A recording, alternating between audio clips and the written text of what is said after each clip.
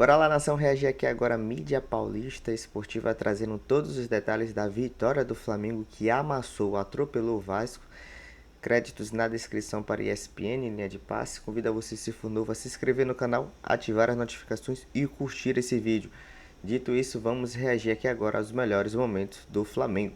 Cebolinha e Plata, o Cebolinha e o Carrascal também por dentro, me gerou uma sensação positiva. Achei que a gente poderia olhar para esse Flamengo e falar, caramba, foram avisados ontem que tinha que jogar hoje, uma coisa meio modorrenta, indo uma marcha lenta, não. E aí eu fiquei com a dúvida no intervalo. E o segundo tempo, será que vai aguentar o ritmo? Só que no segundo tempo ele vem com Pedro, Samuel Lino, Luiz Araújo, Léo Ortiz para trocar na zaga. Aí vira brincadeira, poderia ter feito até mais gols. Acho que tem questões técnicas, por exemplo, uma bola do Pedro ali no final do jogo, que ele domina, um gesto que ele faz muito bem, costumeiramente ele domina para girar. Ele perde um pouquinho ali o domínio da bola, perde um pouquinho o tempo, acho que ele também se assusta porque não imaginou que a defesa está tão aberta. Coisa de ajuste de início de temporada, mas é um Flamengo que sabe encontrar os caminhos, está recente. E muito bom que o Felipe Luiz ficou, né? Porque o Felipe Luiz também sabe exatamente onde dosar, onde explorar, o que ele queria. O Emerson Royal acho até um pouco melhor do que já esteve em outras aparições. Não terminou o ano bem, terminou o ano embaixo com a torcida, apesar de todos os títulos que o clube conquista, achei ele bem.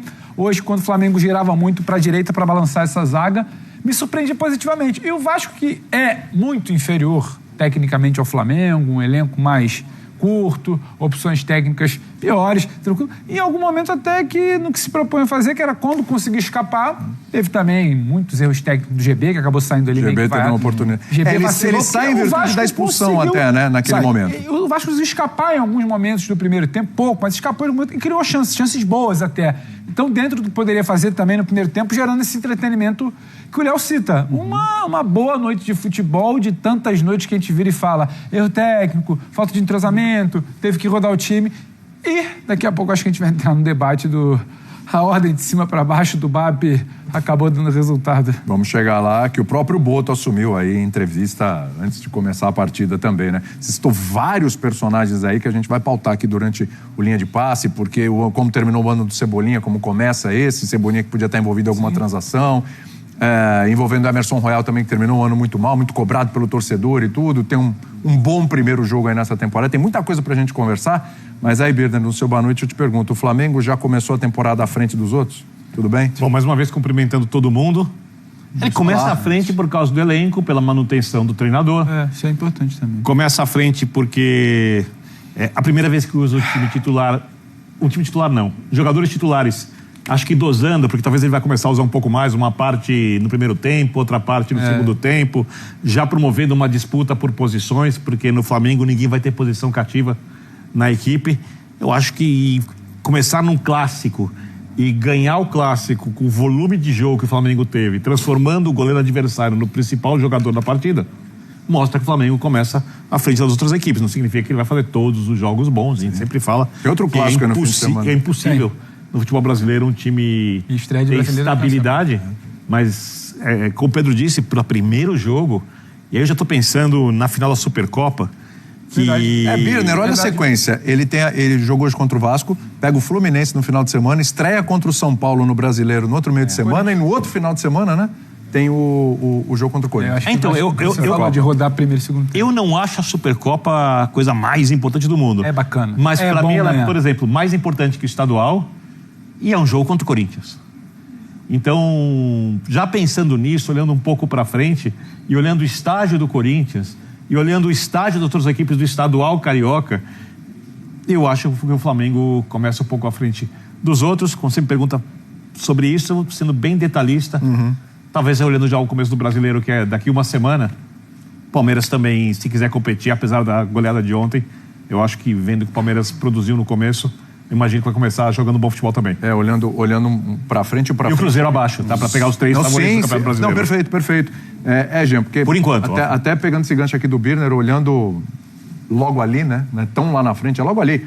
Já é o final de semana, já é o próximo meio de semana, já é o outro final de semana. E vendo os adversários, estou aqui o Cruzeiro, lembrou bem, me parece que aí o Flamengo já vai começar as suas competições um passinho à frente. A gente não sabe o que vai acontecer lá na frente. Mas do que a gente viu até agora nesse curto espaço de temporada, a gente estava até falando na redação, né? Pô, até Então o jogo tá legal, o jogo tá bom. E o Flamengo até acima das expectativas. É isso aí. Boa noite, William. Boa noite a todos. Então, o jogo foi muito legal, foi divertido, como disse o Bertozzi. Foi um banho do Flamengo e talvez até surpreendente para o que o jogo apresentava, né? Como um time começando seu primeiro jogo da temporada e tal. E é verdade, o Flamengo já com seu elenco principal, não com o seu time principal, mas muita gente imaginava que pudesse ser metade de jogadores do Sub-20 e metade dos titulares, do elenco principal, coisa que eu acho que não faria sentido nenhum, porque aí você correria o risco do mesmo jeito, né? E ao passo que quando você coloca os caras todos do elenco principal, ainda que não os principais jogadores do elenco principal, e a gente está tão acostumado a elogiar o elenco do Flamengo que a gente sabe que se tiver 11 ou 10 que sejam do elenco principal... Vai ser um bom time. Vai ser um bom time. Pode não ter o Arrascaeta, pode não começar com o Pedro, pode não ter o Jorginho, que ainda assim vai ser um bom time como era. Mas acho que começar do jeito que o Flamengo começou, e eu me refiro até ao primeiro tempo, que talvez tenha sido até melhor do que o segundo, né? Porque acho que atribuir a expulsão do Barros à vitória do Flamengo não faz sentido a partir do momento que o primeiro tempo já foi um primeiro tempo, exceção feita a esse lance, já foi um primeiro tempo de domínio absoluto do Flamengo. Então, sim, foi um grande jogo do Flamengo, foi uma belíssima primeira atuação, mesmo com o time todo mesclado, e eu concordo com tudo que você falou, mas não tem absolutamente nada a ver com o jogo de hoje. Eu acho que quando a gente faz as avaliações para início de temporada, né, sobre forças, sobre quem começa mais forte, quem começa menos forte, a gente não olha para os estaduais, ainda mais estaduais, ainda na sua fase inicial, para avaliar quem começa mais forte ou quem começa mais fraco. Que é o único parâmetro que a gente tem por enquanto. Isso, mas acho que é um parâmetro de pouca valia, assim. Eu acho que, no fim das contas, se a gente diz que o Flamengo... e o Birner falou, o Palmeiras e o Cruzeiro começam forte no Brasileiro. Eu ainda acho que o Cruzeiro é uma coisa que a gente precisa... O Cruzeiro é uma dúvida. O Palmeiras, Cruzeiro... eu vejo na quarta-feira que vem já conseguindo competir legal. Sim, eu acho também. Eu acho que assim, e tudo isso a gente traz dos elencos, dos técnicos, da força vinda da temporada passada. Eu acho que é muito mais tudo isso que a gente usa para fazer qualquer avaliação sobre início de temporada do que o jogo entre Flamengo e Vasco, do que os 3 ou 4 primeiros jogos de campeonatos estaduais dos grandes. Acho que, enfim, é legal, foi divertido, foi um bom jogo. Acho que a torcida do Flamengo deve estar feliz com o desempenho desse time que está longe de ser o time titular, mas é um time formado por jogadores do elenco principal. Deve estar muito feliz com o desempenho do elenco no jogo, mas não é isso que torna o Flamengo mais ou menos favorito para o começo da temporada. Ele já era favorito. Exatamente. Sem jogar, ele já era favorito, né? É isso. Ainda mais trazendo o que trouxe do ano passado e, evidentemente, é um time que vai ainda ter reforços. Mas certamente vai. É mais próximo. Você tem Jorginho, Arrascaeta, Varela... Varela estava no banco. De La Cruz e Ayrton Lucas. Tirando esses 5, a tropa foi pro jogo em algum momento. O Pedro a gente não sabe ainda. O Jorginho Arrascaeta completamente fora, que o Arrascaeta ainda não está bem fisicamente para jogar, e o Jorginho arrancou um dente, né? Teve isso. E fica a questão que outro fora do jogo teve a declaração do Boto de que estão, claro, buscando atacante, mas um atacante não, o específico, exato, de uma característica diferente do Pedro. Isso. Por causa que ele virou e falou, é mais ou menos o que vocês viram da busca pelo Caio Jorge, mas não é qualquer um, é o atacante. É isso. Mas, ou seja, ele vai atrás de alguém desse tamanho aí. Que não vai ser qualquer um. Ele fala que não é difícil. É o Mr. X, né? É o Mr. X. É o Mr. X. É o cara, assim, que acho que o que ele quer dizer? Se não for, não vai contratar por contratar. Sim. Né? Não é se não for esse cara, vai ser um cara diferente. Não, tem que ser ele vai trazer alguém do tipo do Caio Jorge. Até porque, assim, vamos olhar. O Flamengo tem vamos pegar só o lado esquerdo ali.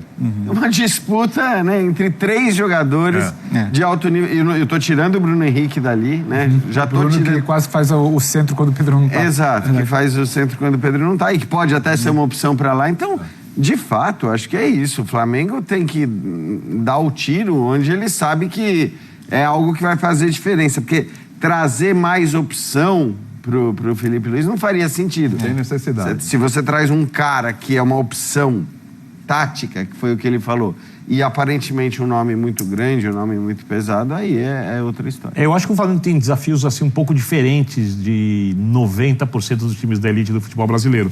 Porque, é desenvolver o jogo, se comparado ao que mostrou ano passado, é aumentar a regularidade, é ter mais ideias de jogo, eu falo do ponto de vista tático, para poder ser mais difícil ainda de enfrentá-lo durante o ano. Tudo isso no meio de um calendário maluco, onde vai ter Copa do Mundo. Tem desvantagens na Copa do Mundo, a gente olhando o que foi o Campeonato Brasileiro e olhando que a Arrascaeta vai para o Uruguai, vai para a Copa. Por outro lado, quando você pensa que o Jorginho não vai para a Copa, o Saúl não vai para a Copa, o Eric, Chile, não se classificou para a Copa. Também não vai. Talvez essa paralisação para a Copa do Mundo, dependendo de como o Flamengo tiver de elenco, não seja uma coisa assim tão complexa. Então, eu acho que esse planejamento, olhando o potencial do Flamengo e executá-lo direito, deve ser o maior desafio do Felipe Luiz. Não fazer o time jogar bem. O time vai jogar bem. Você não imagina o Flamengo em 6º lugar no Brasileiro, Flamengo mal nos principais campeonatos. Isso é muito óbvio que não vai acontecer. Então, os desafios do Flamengo são diferentes, por exemplo, dos desafios de todos os paulistas, com exceção do Palmeiras, desafio diferente dos 2 times do Rio Grande do Sul. Os de Minas até podem fazer alguma coisa. Inclusive, a gente espera muito. O Atlético tem jogadores para fazer bastante, só que a gente não tem a menor ideia se vai conseguir ou não vai. É maior incógnita entre os times que tem jogadores que resolvem jogos aí. Então, assim, eu acho que os desafios do Flamengo são um pouco diferentes da maioria das equipes, e isso também já coloca o Flamengo num outro patamar. Sim. Porque tem time que tem que se construir para fazer um Campeonato Brasileiro razoável. O do Flamengo vai ser, no mínimo, muito bom. Mas tem que ser campeão contra...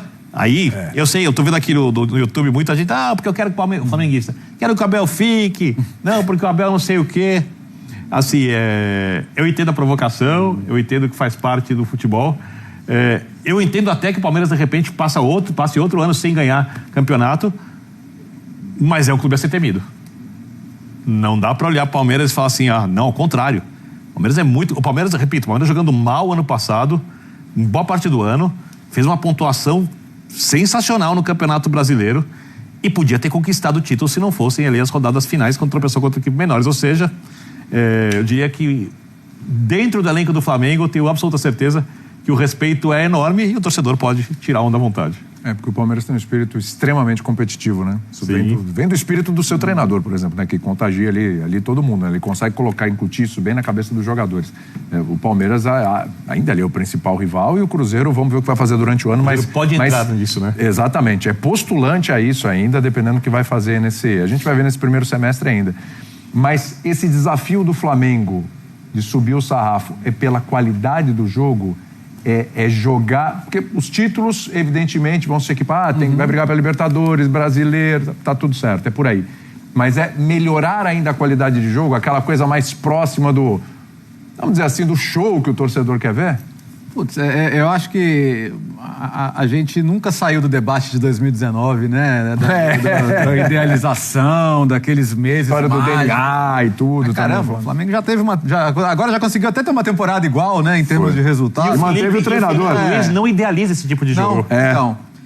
Eu acho que assim, eu acho que é melhor do que você criar uma idealização de espetáculo, porque isso é muito difícil você concretizar no nosso calendário.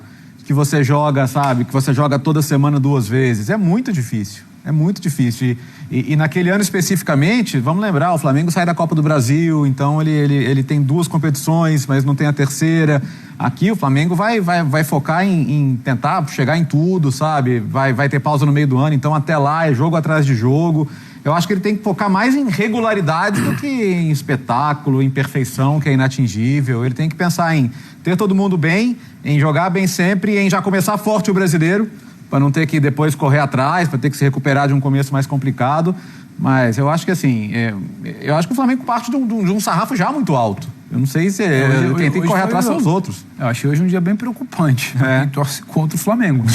Porque semana que vem tem um Flamengo em São Paulo. É claro que o São Paulo hoje roda o seu time, mas o que você viu de São Paulo principal até aqui, a gente está falando da primeira rodada do Brasileiro, não estou comparando quem está em momento, mas é a primeira rodada do Brasileiro, e eu acho que essas primeiras rodadas de Campeonato Brasileiro, elas vão reservar alguns resultados para a gente que talvez a gente não imaginasse se ele começasse ali como começou no ano passado, abril, por exemplo.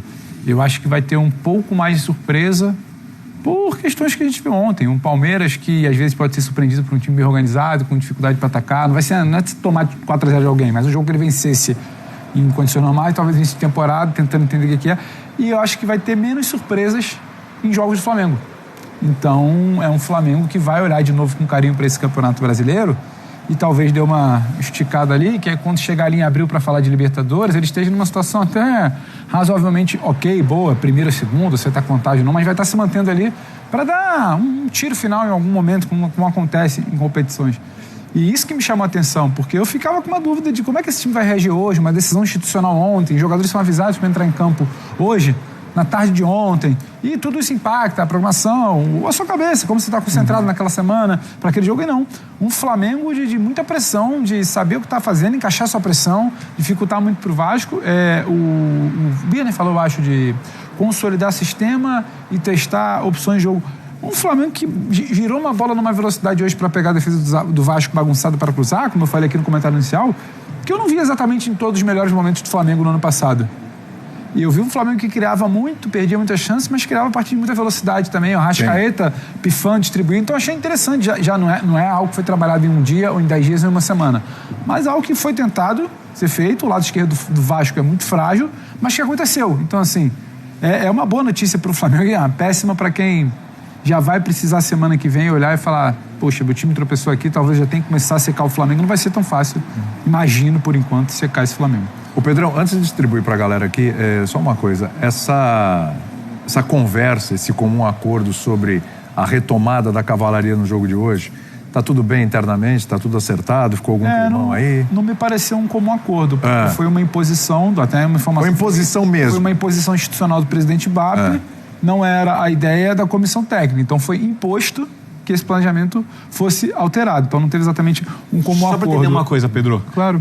Na avaliação da comissão técnica, era possível, como acontece na Europa, começar com o time principal jogando direto no Campeonato Brasileiro, nos pontos corridos, sem que esse time precisasse jogar o estadual? Não, tecnicamente não, porque por regulamento os jogadores principais do Flamengo precisariam estar em campo a partir da 4ª rodada, que é a rodada do final de semana. Para efeito de regulamento, hoje foi o 4º jogo do Flamengo, mas é a 3ª rodada. O que é uma coisa muito subjetiva, porque jogadores principais... E é subjetiva porque a FERJ diz que pode punir ou pode cortar parte, não tem nada muito, sabe... Ali na letra fria da lei é muito mais um acordo de cavaleiros que os jogadores principais estariam em campo no fim de semana, antecipou-se para hoje. Perfeito. Entendeu? Aí só isso com um acordo que não houve. O Boto, ele dá uma entrevista dizendo, não, o presidente nunca se meteu em escalação. Ninguém falou que o BAP ordenou que, sabe, teria que jogar o Pedro no segundo tempo, teria que jogar o Bruno no primeiro. Não. Mas o BAP ordenou que o elenco principal, que a gente sabe quem são os jogadores do elenco principal, quais são os jogadores do elenco principal, ele tinha que estar em campo hoje, desde o primeiro minuto. E estava lá. Se o Pedro entrou no segundo tempo, se o Alexandre entrou no segundo tempo, se quem começou, sabe, não foi o Alexandre, se quem começou a jogar. Não, até porque se o BAP for escalar o time, o Felipe Luiz pega o bonezinho dele. Agora, houve uma imposição de que, olha, o time principal esse final de semana, né? Puxa pra amanhã. E isso aconteceu. E o Boto falou, o presidente nunca se meteu em escalação. Sim, mas ele deu pitaco no planejamento. E eu vou te falar, eu nem acho essa celeuma toda não, porque aqui na empresa, qualquer empresa, se o financeiro começa a ir para um lado, o presidente vira e fala, eu tive uma reunião aqui com o meu conselho diretor, meu conselho gestor, a gente não quer esse direcionamento para o seu departamento financeiro. Então, por favor, puxa o leme do barco para o outro lado. Financeiro, beleza, eu sou contra, mas veio uma ordem de cima. Isso acontece. Eu não acho isso o maior dos absurdos. Só que acho que o Jean falou que é tanta demanda por assunto já em 20 de janeiro que isso acabou virando como se fosse a maior crise dos últimos tempos. Recalcula a rota, bota o time principal pontuou, acho que mata um pouco do debate, vai pensar como é que vai ser no final de semana, se empatar. O Flamengo não vai ser rebaixado, já achava isso antes de entrar a cavalaria, não. Mas se recalculou a rota, porque se imaginou uma coisa diferente do que o Sub-20 pôde entregar. E de repente pode até em outros jogos estadual agora botar a garotada de novo, né? Exato. Então, assim... Eu acho que resolvendo a parada desses jogos que você citou, que o William citou... Sim. Segura a cavalaria de novo um pouco, porque vai esticar 4 jogos, depois dosa um pouquinho. Não é que de agora em diante não entra mais time. Eu entendo a questão política de bastidores, como funciona o futebol, as conexões, mas com todo respeito à FERJ, diante do poder do Flamengo, e se for pensar ainda mais do quarteto dos grandes times cariocas, não tem força nenhuma, né? Eles não podem se rebelar. Dizem punir? Se os times falam assim, então não vamos jogar mais. Acho que não A foi questão pela é que, punição. mesmo Não, financeiramente, não existe peso suficiente que a Félix Carioca, possa aplicar para abalar Só- o Flamengo. só- Se cota de 10 milhões, eu se tiro amanhã o clube mas- se lidera um movimento para esvaziar o estadual, quem acabou prejudicado? É o Flamengo ou a federação? É a federação. então. Mas lógico.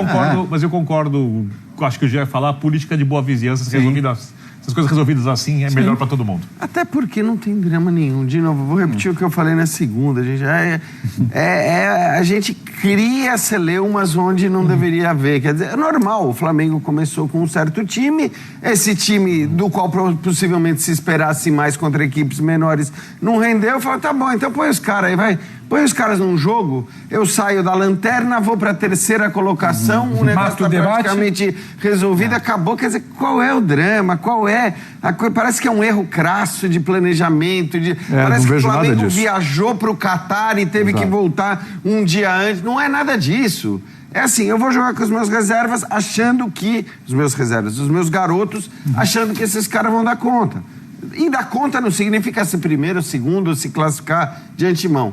Eu acho que com esses garotos eu não vou correr riscos de rebaixamento. Passou a correr risco de rebaixamento? Ok, vamos antecipar uma semana a volta do pessoal e depois, podendo, volta a se poupar. Então, realmente eu não vejo nenhum drama, mas é isso. Como também nesta fase do futebol brasileiro, nessa fase de campeonatos estaduais, a gente discute o nada o tempo todo, a irrelevância absoluta trazida à pauta de programas o tempo todo, porque a gente não tem do que falar. A gente, no fim das contas, a gente fica aqui discutindo pré-temporada. Como a pré-temporada vale pouco, a gente acaba sempre qualquer coisa, qualquer desvio, vira um grande celeuma. E não acho que tenha celeuma nenhum. Agora, graças a Deus, as coisas vão começar. E isso não é menosprezo aos estaduais, tá? Não é que eu menosprezo o estadual. O estadual, obviamente, ele é menos relevante do que os outros Ele também foi campeonatos. menosprezado, porque eu acho que assim, o estadual ele é menos exatamente. relevante, Ele foi mas para menosprezado. mim estas fases, elas são, em geral, menos relevantes até do que esta,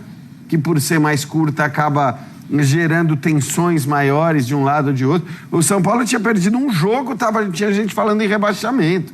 Isso é uma insanidade. A nossa insanidade, ela foi, obviamente, reforçada por esse estadual encurtado, e ele deveria ser encurtado, evidentemente. Eles devem ser sempre encurtados, e não só porque a Copa do Mundo vai parar no meio do ano, mas isso também gera essa necessidade de ficar discutindo coisas que não me parece que sejam tão relevantes. E daqui a uma semana, aí sim a gente vai ter jogos muito relevantes. E uma outra coisa para É isso aí, nação. Esses foram os comentários do Linha de Passe e ESPN trazendo todos os detalhes sobre a vitória do Flamengo, do nosso Mengão. Vitória não, o amasso, o atropelo do Flamengo, o rolo compressor em cima do Vasco da Gama, que não nos vence desde 2016. O Flamengo aí que foi muito superior ao Vasco, com um golaço de Carrascal de fora da área. Ele pegou primeiro assim, chapou a bola e ela foi no cantinho de Léo Jardim, que fechou o gol. Confesso a vocês que se não fosse o goleiro deles, o Flamengo daria no mínimo 7-0, no mínimo. Foram mais de 30 finalizações. E olhe que o Flamengo foi o primeiro jogo com o elenco principal. Então pense bem. Muitos ainda estavam especulando aí, né? Como é que vai ser o Flamengo? Votou antes. Soube da notícia terça, vai precisar jogar quarta. Como é que tá? Mostrou muito futebol. Eu, particularmente dizendo, não vi muita diferença em relação ao final da temporada contra o PSG, por assim dizer, né? Que foi o último jogo do Flamengo na temporada de 2025. Então não vi muita diferença. Claro que é ritmo, é constância, é tempo de bola, o momento que você vai correr, você vai ficar, leitura de jogo.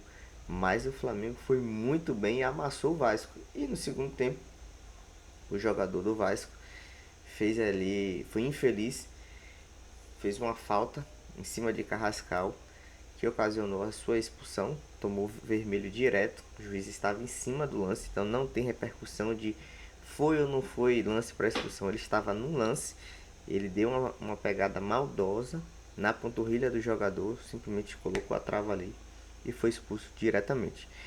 Na minha opinião, todo o time jogou bem. Eu acho que o único que não jogou bem foi Rossi. Como assim? Rossi? Pois é, Rossi não recebeu nenhuma bola, não teve nenhum chute ao gol.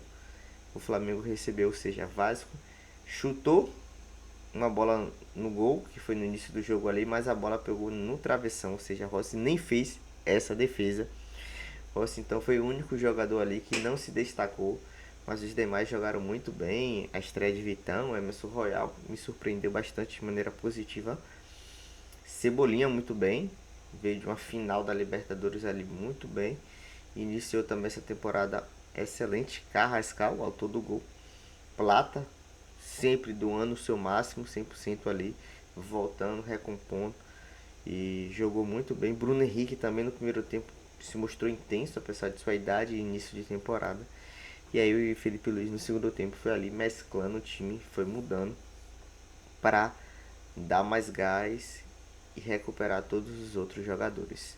Beleza? Se você, flamenguista, gostou do que viu do Flamengo, então você já se inscreve, ativa as notificações, curta esse vídeo e também expresse sua opinião. O Flamengo deveria golear, merecia golear?